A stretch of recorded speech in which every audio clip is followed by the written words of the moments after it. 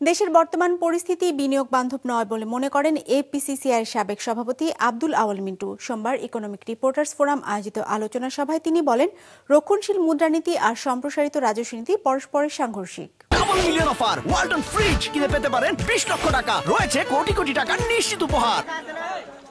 শেখ হাসিনা সরকারের 1.5 দশকের শাসন আমলে অস্থিতিশীল হয়েছে দেশের সামষ্টিক অর্থনীতি।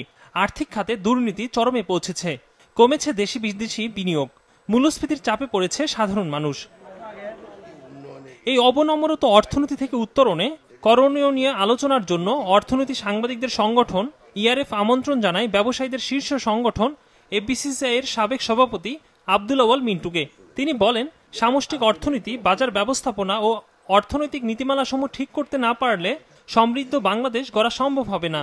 এজন্য রাজনৈতিক অর্থনীতি ঠিক করার পরামর্শ তার। সামষ্টিক অর্থনীতির হালচাল বিশদভাবে যদি বিচার বিশ্লেষণ করি, সার্বিক আভ্যন্তরীণ উৎপাদনের প্রবৃদ্ধির হার, বিনিয়োগ বৃদ্ধির মাধ্যমে উৎপাদন বৃদ্ধি করা, কর্মসংস্থান সৃষ্টি করে বেকারত্ব কমানো, বৈদেশিক লেনদেনে ভারসাম্য রক্ষা করা এবং রপ্তানি ও আমদানির মধ্যে একটা ভারসাম্য রক্ষা করা, বৈদেশিক মুদ্রার সাথে দেশীয় মুদ্রার বিনিময় হার স্থিতিশীল রাখা, মূল্যস্ফীতির লাগাম ধরে রেখে একটা নির্দিষ্ট হারের নিচে রাখা। রক্ষণশীল মুদ্রানীতি আর সম্প্রসারিত রাজস্ব নীতি পরস্পরের সাথে সাংঘর্ষিক বলে মনে করেন এই ব্যবসায়ী।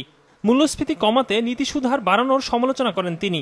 বলেন, উচ্চ সুদহার থাকলে ব্যবসায়ীরা শিল্পায়নে আগ্রহী হবে না। ব্যয়ের ধাক্কাও একটা জিনিসের দাম বাড়ে, মুদ্রাস্ফীতি হলেও দাম বাড়ে, পণ্যের সরবরাহ ঘাটতি হলে দাম বাড়ে। কিন্তু সমস্যা যেখানে এখানে হইল, আপনি মূল্যস্ফীতি কমানোর জন্য যখন মুদ্রানীতিকে সবচেয়ে বেশি ব্যবহার করবেন, মানে মুদ্রানীতি সংকুচিত করে, তখন কিন্তু অনেকেই এলসি করতে পারবে না। যখনই এলসি করতে পারবে না বা ব্যবসা বাণিজ্য করতে পারবে না, তখনই পণ্যের সরবরাহ ঘাটতি হবে। দেশের বর্তমান পরিস্থিতি বিনিয়োগ বান্ধব নয় বলেও মন্তব্য করেন তিনি। বলেন, অবস্থার উন্নতি না হলে কাঙ্ক্ষিত মাত্রায় আসবে না বিদেশি বিনিয়োগও।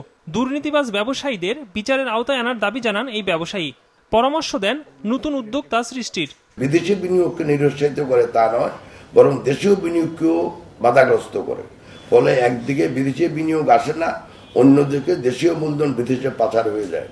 বর্তমানে আইনের শাসনের অনুপস্থিতি, আইনের অসম বিষম প্রয়োগ, দুর্নীতি, লুটপাট এবং আতাত, যোগসাজশ ও রাজনৈতিক প্রতিযোগিতার মাধ্যমে দেশের নব্যধনী গোষ্ঠী তাদের বিনা কষ্টে অর্জিত টাকা, ধন সম্পদ এখন বিদেশে বিনিয়োগ করতে স্বাচ্ছন্দ্য বোধ বা নিরাপদ মনে করে।